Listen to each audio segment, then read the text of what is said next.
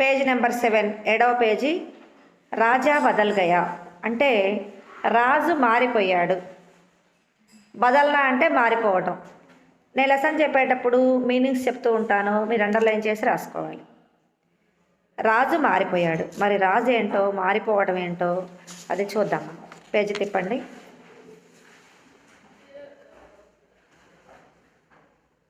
చదువుతావా సుభాష్? చదువు. లడక థా అది. నేను ఫుల్ స్టాప్ వరకు చదివితే నేను దాన్ని ఎక్స్ప్లెయిన్ చేస్తాను, తర్వాత మళ్ళీ చదువుదు కానీ అట్లా. ఏక లడక థా అంటే ఒక అబ్బాయి ఉండేవాడు. లడక అంటే బాలుడు, లడకి అంటే బాలిక, తెలుసు కదా మీకు, బాయ్ గర్ల్. ఏక లడక థా. ఈ థా అనేది ఇక్కడ పాస్ట్ టెన్స్ని, భూతకాలాన్ని తెలియజేస్తుంది. ఒక అబ్బాయి ఉండేవాడు. చెప్పండి. ఆ అబ్బాయి పేరు రాజేష్. నామ్ అంటే పేరు, తెలుసు కదా మీకు, తెలియకపోతే రాసుకోండి. నామ్ పేరు అని రాసుకోండి. నేమ్, మీరు ఇంగ్లీష్ మీడియం కాబట్టి నేమ్ అని రాసుకోండి. అతడు జంగల్ అంటే అడవి, ఫారెస్ట్, అడవిలో వెళ్తున్నాడు. జారాహాత అంటే రాస్తేమే उसे एक सोने का सिक्का मिला. రాస్తే అంటే దారి, దారిలో అతనికి ఒక సోనే అంటే బంగారపు, సిక్కా అంటే నాణెము, రాసుకుంటూ ఉండాలి. దారిలో అతనికి ఒక బంగారు నాణెం దొరికింది. నువ్వు తర్వాత రాతోలే. वह सोचने लगा, यह सिक्का मेरा तो है ही नहीं, इसे क्या करूं लेकर.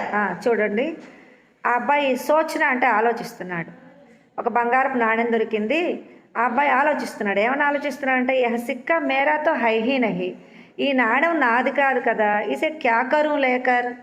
లేకర్ అంటే తీసుకొని, తీసుకొని ఏం చేయాలి దీన్ని. జానే जाने किस बेचारे का सिक्की यहूं गिर गया है. ఏం తెలుసు, కిస్ బేచారేక. బేచారే అంటే ఎవరో దురదృష్టవంతుడు, దురదృష్టవంతుడు ఎవరిదో సిక్కా నాణ్యము యహా గిర్ గయా హై, ఇక్కడ పడిపోయి ఉంటుంది. तो इसे रख शैतान को और ना नहीं फेंक सकता हूँ. क्या करूँ इसका. కూర్చో సుభాషణ, కూర్చో. అబ్బు నాతో ఇసే రఖ్ సక్తా హూ, ఇప్పుడు నేను దీన్ని ఉంచుకోలేను. రఖనా అంటే ఉంచుకోవటం, దీన్ని ఉంచుకోలేను ఈ నాణ్యాన్ని.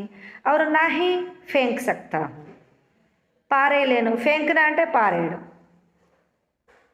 క్యా కరు ఇస్కా, దీన్ని ఏం చేసుకోవాలి నేను అనుకుంటున్నాడు అనమాట అబ్బాయి. అమ్మా ఇందాక చదివింది అమ్మాయి పేరేంటమ్మా? జాన్ బీనా, యామిని. Very good. ఇక్కడికి రా. ఇక్కడి నుంచోని ఇందాకట్లాగానే ఇప్పుడు ఫస్ట్ పారాగ్రాఫ్ మీ అందరికీ బాగా అర్థమైంది కదా. ఒక అబ్బాయి ఉన్నాడు, ఆ అబ్బాయి అడవిలో వెళ్తుండేవాడు. ఆ అబ్బాయికి ఒక బంగారు నాణ్యం దొరికింది. ఏం చేసుకోవాలి నేను దీన్ని, ఇది నాది కాదు కదా, ఇది ఎవరో దురదృష్టవంతుడు పారేసుకొని ఉంటాడు, అది నేను ఇప్పుడు దీన్ని తీసుకోలేను, పారేయలేను, ఏం చేయాలి అనుకున్నాడు. यही सब सोचते हुए वह आगे बढ़ा चला जा रहा था. ఇదంతా ఆలోచిస్తూ యహీ సబ్ సోచితే హుయే, ఇదంతా ఆలోచిస్తూ ఆ అబ్బాయి ముందుకు వెళుతూ ఉన్నాడు. रास्ते में मला जपते हुए एक साधु महाराज उसे मिले. రాస్తే అంటే ఏం చెప్పాను ఇందాక, దారిలో, మార్గము, దారి, వే. మార్గంలో మాలా జప్తే హుయే, జపమాలతోటి జపం చేసుకుంటున్నటువంటి ఒక సాధు మహారాజు ఉసే మిలే, ఒక సాధువు కనిపించాడు, అతనికి కలిశాడు. మిలే అంటే కలవడం అన్నమాట. తర్వాత రాసుకున్నది వాళ్ళని చదువు. उसने सोचा क्यों ना यह सिक्का साधु को ही दे दूं. అప్పుడు ఈ అబ్బాయి ఆలోచించాడు, క్యోం నాయా సిక్కా సాధుకో హీ దేదు, ఈ సాధువుకి ఇస్తే సరిపోదా ఈ నాణ్యము, ఎందుకు ఇవ్వకూడదు అనుకున్నాడు అనమాట. దేదు అంటే ఇవ్వకూడదా, ఇవ్వనా అని అనమాట. राजेश ने सब वह सिक्का साधु को दिए तो सोने के सिक्के को देकर साधु ने आश्चर्य से कहा, రాజేష్ ఎప్పుడైతే ఈ నాణ్యాన్ని సాధువుకి ఇచ్చాడో ఈ బంగారు నాణ్యాన్ని చూసి సాధువు ఆశ్చర్యంతో ఇలా అన్నాడు. ఏమన్నాడు? బేటా बेटा यह सिक्का हमारे जैसे साधुओं के लिए नहीं है. బేటా బేటా అంటే అబ్బాయి, ఈ సిక్క ఈ నాణ్యం, సిక్క ఈ నాణ్యము హమారే చేసే మాలాంటి సాధువుల కోసం కాదు. సాధువులకు ఏమి కోరికలు ఆశలు ఉండవు కదా, కాబట్టి ఈ బంగారు నాణ్యం మా కోసం కాదు. ఇసే తో किसी गरीब को दे दो ताकि वह अपना पेट भर సఖే. దీన్ని కనుక గరీబ్ అంటే పేదవాడు, ఎవరైనా పేదవాడికి కనుక ఇస్తే దీనివల్ల వహ అపన పేట్ భర్ సఖే. పేట్ అంటే పొట్ట, అతను తన పొట్ట నింపుకుంటాడు. భర్న అంటే నింపుకోడు. పేట్ భర్ సఖే. తర్వాత ఇంకెవరైనా చదువుతారా? సరే నువ్వే చదివేసా. साधु की बात मानकर राजेश आगे चला तो उसने देखा कि किसी राजा की सेना चली जा रही है. సరే సాధువు నాణ్యం తీసుకున్నాడా? తీసుకోలేదు. తీసుకోకపోతే సరే సాధువు మాటలు విని ఎవరన్నా పేదవాడికి ఇద్దాంలే అని చెప్పి రాజేష్ ఇంకా ముందుకి నడుస్తూ వెళ్తూ ఉన్నాడు. వెళ్తూ ఉంటే ఉస్నే దేఖాకి, అబ్బాయి చూశాడు, కిసి రాజాకి సేన చెలి జా రహీ హై. ఒక రాజుగారి సేన అంటే సైన్యము, రాజుగారి సైన్యము వెళుతూ ఉన్నది. అది చూశాడు. इतनी बड़ी सेना को देखकर वह सोचने लगा कि जरूर क्यों ही बात रही होगी. ఇంత సైన్యం వెళ్తూ ఉన్నదంటే, ఇంత సైన్యాన్ని చూసి ఆ అబ్బాయి ఏమనుకున్నాడంటే, ఇంత సైన్యం వెళ్తున్నదంటే, ఇంతమందితోటి రాజు వెళ్తున్నాడంటే జరూర్ అంటే తప్పకుండా కొయి బాత్ రహీ హోగి, ఏదో విషయం ఉండే ఉంటుంది, ఏదో మాట ఉండుంటుంది అనుకున్నాడు. जो राजा अपनी सेना लिए जा रहे हैं. ఆ రాజు జో రాజా అపని సేన లియే జా రహే హై, ఆ రాజుగారు ఇంత సైన్యాన్ని తీసుకొని వెళ్తున్నాడంటే ఏదో ఉండుంటుంది అనుకున్నాడు. उसने एक सैनिक से पूछा भाई. అతడు ఒక సైనికుడిని అడిగాడు. ఎవరు అడిగింది? రాజేష్ అడిగాడు. ఒక సైనికుడిని అడిగాడు. ఏమని అడిగాడు? भाई आपको राजा इतनी बड़ा सेना लिए कहा जा रहे हैं. భాయ్ అంటే అన్నా, అన్నా ఆప్కే రాజా, మీ రాజుగారు ఇంత పెద్ద బడీ సేన, ఇంత పెద్ద సైన్యాన్ని తీసుకొని, కహా అంటే ఎక్కడికి అని, ఎక్కడా అని అర్థం అనమాట. కహా జా రహే హై అంటే ఇక్కడ ఎక్కడికి వెళ్తున్నాడు, మీ రాజుగారు ఎక్కడికి వెళ్తున్నారు ఇంత సైన్యాన్ని తీసుకొని అని అడిగారు. ఏ హమారే రాజా శూర్ సింగ్ హై. ఈయన మా రాజు అయినటువంటి శూరసింహం. ఇప్పుడు చెప్పండి, రాజు పేరేంటి? శూరసింహం. ఇలాంటివి మీకు బిట్స్లో అడుగుతాడు, అందుకని గుర్తుపెట్టుకోవాలి. రాజుగారి పేరేంటి? రాజాబద్దాల పాఠంలో అబ్బాయి పేరేంటి? రాజేష్. జో పడేసి దేశ్ पर आक्रमण कर उसे लूटने जा रहे हैं. ये हमारे राजा शूरसिंह हैं. ఈయన మా రాజుగారు అయినటువంటి శూరసింహం. जो पड़ोसी देश पर आक्रमण कर उसे लूटने जा रहे हैं. ఆయన పడోసి దేశ్ అంటే పొరుగు రాజ్యము, పడోసి అంటే పొరుగు, ఇరుగు పొరుగు వాళ్ళు అంటాం కదా మనం, నైబర్స్ అంటాం ఇంగ్లీష్లో. ఆ నైబర్ కంట్రీని ఆక్రమించుకోవడానికి వెళ్తున్నాడు. లూట్నే అంటే దోచుకొనుట, ఆక్రమించుకొని దోచుకొనడానికి వెళుతున్నాడు. ఉస్నే జవాబు దియా అని జవాబిచ్చాడు. ఎవరు జవాబిచ్చింది? సైనికుడు. ఒక సైనికుడిని అడిగాడు కదా ఈ అబ్బాయి. సైనికుడు చెప్పాడనమాట, మా రాజుగారు పొరుగు దేశాన్ని ఆక్రమించుకొని దోచుకోవడానికి వెళ్తున్నాడు అని. राजेश राजा के पास गया। అప్పుడు రాజేష్ రాజుగారి దగ్గరికి వెళ్ళాడు. सेने का सिक्का उनकी और बढ़ते हुए कहा, लीजिए महाराज, आप इसे रख लीजिए। రాజేష్ అప్పుడు రాజుగారి దగ్గరికి వెళ్ళి సోనేకి సిక్కా అంటే చెప్పండి, సోనేకి సిక్కా అంటే బంగారు నాణ్యం, సోనా అంటే బంగారము, సిక్కా అంటే కాయిన్. ఆ బంగారు నాణ్యాన్ని ఉనికి ఓర్ బఢాతే హుయే అతని వైపు చూపిస్తూ, ఆ నాణ్యం చూపిస్తూ, లీజియే మహారాజ్, మహారాజా తీసుకోండి, ఆ పీసే రఖ్ లీజియే, మీరు దీన్ని ఉంచుకోండి ఈ బంగారు నాణ్యాన్ని అని చెప్పాడు. ఎందుకు చెప్పుకుంటాడు అలా, మీరు చెప్పండి, ఊహించండి. మరి పేదవాళ్ళకి ఇస్తే ఉపయోగపడుతుందని చెప్పాడు కదా సాధువు. ఎందుకు ఇచ్చాడు ఈ అబ్బాయి? అందుకని చెప్పి, అంటే రాజుగారు పేదవాడిలాగా కనిపించాడు అనమాట అబ్బాయికి. పేదవాడు అయితేనే కదా ఇతరులను దోచుకునేది ఎవరు, నీకు లేదు అనిపిస్తే, నీకు సంతృప్తిగా ఉంటే నువ్వు దోచుకోవుగా, అందుకని ఇచ్చాడనమాట. తర్వాత బేటా ముझे క్యోं దేనా చాహతే హో, రాజుగారు ఏమన్నారంటే బేటా ముझे క్యోं దేనా చాహతే హో, రాజానే ఆశ్చర్యకే సాత్ పూచా. రాజుగారు ఆశ్చర్యంతో అబ్బాయి ఎందుకు నాకు ఇస్తున్నావేంటి అని అడిగాడు. క్యోం అంటే ఎందుకు, దేనా చాహతే హో అంటే ఇవ్వాలనుకుంటున్నాం. రాజానే ఆశ్చర్యకే సాత్ పూచా, రాజుగారు ఆశ్చర్యంగా అడిగాడు అబ్బాయిని. మహారాజ్ ఏక్ సాధు నే కహా తా కి जो सबसे गरीब देखे उसे यह सिक्का दे देना. రాజేష్ కరుణ స్వరమే బోలా. రాజేష్ కరుణ స్వరంతో చెప్పాడు. ఏం చెప్పాడు? మహారాజా, ఒక సాధువు చెప్పాడు, ఏక్ సాధునే కహా తాకి అంటే ఒక సాధువు చెప్పాడు, జో సబ్సే గరీబ్ దిఖే, అందరికంటే పేదవాడుగా ఎవరు కనిపిస్తారో, యా సిక్కా దే దేనా ఉసే, అతనికి ఈ నాణ్యం ఇవ్వు అని చెప్పాడు. मैं राजा हूँ राजा, मैं तुझे गरीब तुझे लगता, अरे झा కదా तुझे गरीब लगता हूँ राजा, क्रोध में बोला. క్రోధం అంటే కోపం. రాజుగారు కోపంతో అన్నారు, నేను రాజుని, రాజు అంటే చాలా డబ్బున్నవాడు కదా, నేను రాజుని, మై తుझे గరీబ్ లగ్తా హూ, నేను నీకు పేదవాడిలా కనపడుతున్నానా అని అడిగాడు. महाराज, यदि आप अमीर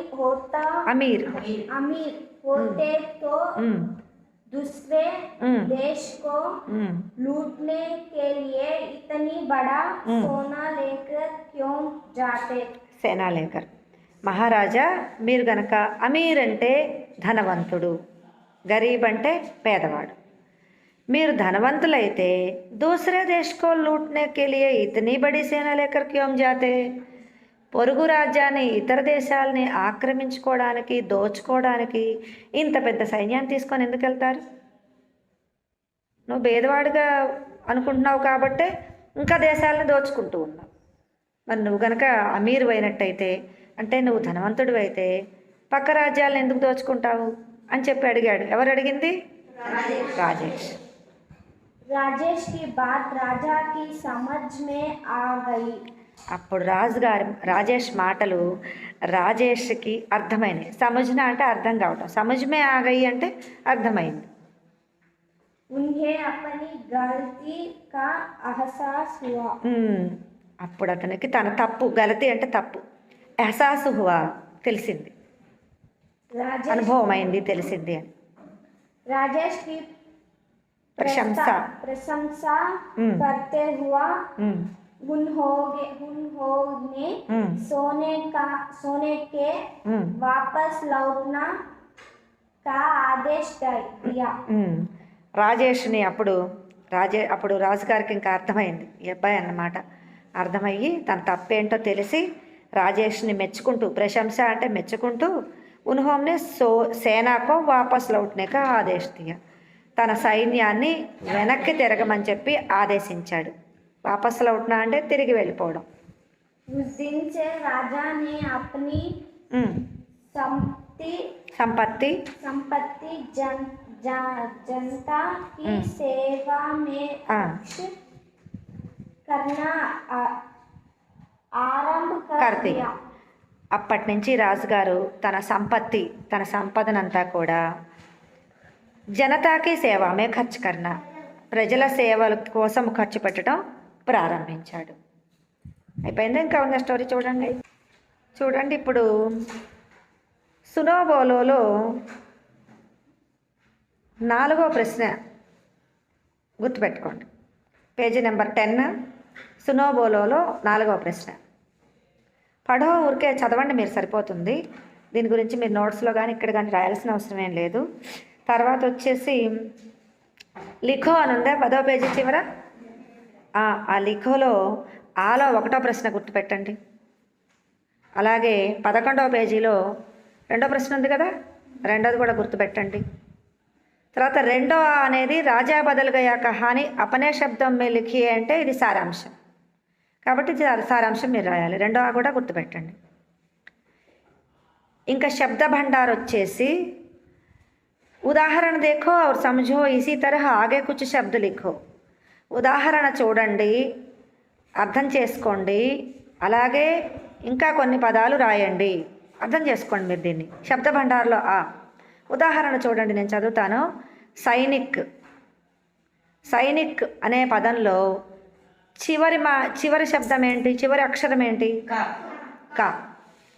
కాతోటి ఒక పదం తయారు చేయాలి మీరు. అంత్య అక్షరాన్ని ఆడతారు చూసారా మీరు, అలా అనమాట. కాతోటి ఒక పదం. అక్కడేం తయారు చేశాడు? కమ్. కమ్లో చివరి అక్షరం ఏంటి? మా. మాతోటి ఒక పదం తయారు చేయాలి, మన్. అలాగే నాతోటి, లాతోటి. అలానే మీరు ఇక్కడ జంగల్ తోటి ఒక 3 పదాలు, లాతోటి ఒకటి తయారు చేయండి. దాని చివరి అక్షరంతో 3 పదాలు. అలాగే దేశ్, అలాగే ఏక్ రాస్తారు కదా ఇక్కడ. అది మీరు టెక్స్ట్ బుక్లో ఫిల్ చేయండి. నెక్స్ట్ 2వ చూడండి. సంకేతకే ఆధార్ పర్ వాక్య లిఖో అంటే అక్కడ ఇచ్చినటువంటి సంకేతాల ఆధారంగా వాక్యాలు రాయండి. ఇక్కడ ఏమిచ్చాడు చూడండి. మధ్యలో రాజేష్ అని ఇచ్చాడు, పైన సిక్క, కింద సాధు, ఇటు ఎడం చేతి వైపు రాజా, కుడి చేతి వైపు జంగల్.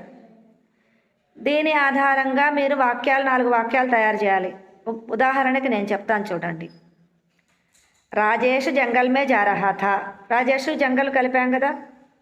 రాజేష్కో ఎక్ సిక్కా మిలా, సోనేకా సిక్కా మిలా లేదా సిక్కా మిలా, నాణ్యం దొరికింది. ఉసే వహ్ ఏక్ సాధుకో దేనేకో సమझा, ఇవ్వాలని చెప్పేసి అనుకున్నాడు. తర్వాత ఏక్ రాజా జా రహా థా ఉస్ జంగల్ మే. ఇలా మీ ఇష్టం. అలా రాజేష్ తోటి, సిక్కా తోటి, జంగల్ తోటి అలా వాక్యాలు కలిపి మీరు రాయండి. సొంతంగా ప్రయత్నం చేయండి, లేదంటే మీ మెటీరియల్లో ఒకసారి చూడండి. ఇలా వాక్యాలు తయారు చేయండి. తర్వాత ఈలో నీచే దియే గయే శబ్ద పడో ఉన్కే విలోమ శబ్ద లిఖో. కింద శబ్దాలని అంటే వర్డ్స్ చదవండి, విలోమ శబ్దాలు రాయండి. వాక్య ప్రయోగం. పాస్ అంటే దగ్గర, దూర్ అంటే దానికి వ్యతిరేక పదం దూరంగా, బడా పెద్ద, చోటా చిన్న, గరీబ్ పేద, వ్యతిరేక పదం అమీర్. గరీబ్ అమీర్. అమీర్ అంటే డబ్బున్నవాడు కదా. అలాగే దేశ్ విదేశ్. దేశం అంటే ఈ దేశంలో, విదేశం అంటే ఇతర దేశం. ఇలా మీరు వీటితోటి అలా వ్యతిరేక పదాలు, విలోమ శబ్దం అంట హిందీలో వ్యతిరేక పదాలని ఇవి రాయండి. వాటికి వాక్య ప్రయోగాలు కూడా చేయండి. తర్వాత 12వ పేజీకి రండి. సిడబ్ల్యూలో రాయండి.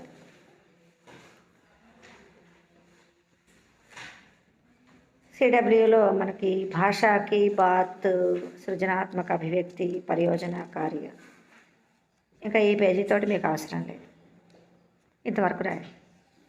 దీనిలో మీరు టెక్స్ట్ బుక్లో ఫిల్ చేయాల్సింది శబ్ద భండార్లో ఆ ఫిల్ చేయండి. మిగతావన్నీ నోట్స్లో రాయటమే. పాఠం పేరు పెట్టండి, హెడ్డింగ్ పెట్టండి. ఆ తర్వాత మీనింగ్స్ రాయండి, పదాలకు అర్థాలు రాయండి. ఆ మీనింగ్స్ రాసిన తర్వాత క్వశ్చన్ ఆన్సర్స్ రాయండి. అలాగే విలోమ శబ్దాలు, వాక్య ప్రయోగాలు రాయండి. ఈ మిగతావి మాత్రం ఇక్కడ టెక్స్ట్లోనే ఫిల్ చేయండి.